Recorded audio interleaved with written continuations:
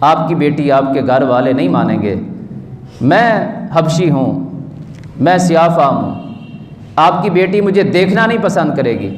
قاضی صاحب فرماتے ہیں کہ بیٹا تم صحیح کہتے ہو، لیکن میں گھر جا کے پوچھ لیتا ہوں۔ اپنی زوجہ سے جا کے ذکر کیا کہ میں اس طرح رشتہ کرنا چاہتا ہوں، مجھے بندہ بڑا متقی اور پرہیزگار نظر آیا، وہ فلاں جو ہمارا غلام ہے میں اس سے رشتہ کرنا چاہتا ہوں۔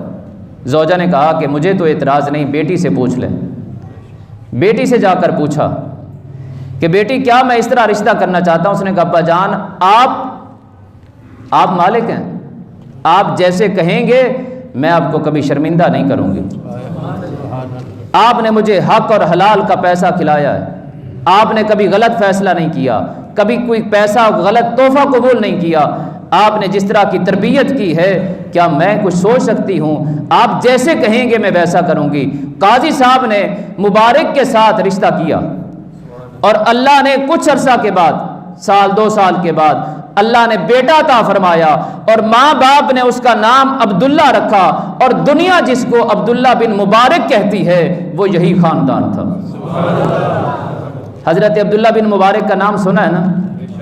یہ ان کے ماں باپ کی بات میں نے آپ کو سنائی ہے۔ ماں اور باپ ایسے ہوتے ہیں تو پھر اللہ اولاد بھی ایسی عطا فرما دیتا ہے کہ زمانہ حضرت عبداللہ بن مبارک کو جانتا ہے۔ اللہ سے دعا ہے اللہ ہمیں اللہ والوں سے نسبت اور محبت عطا فرمائے۔ وما علینا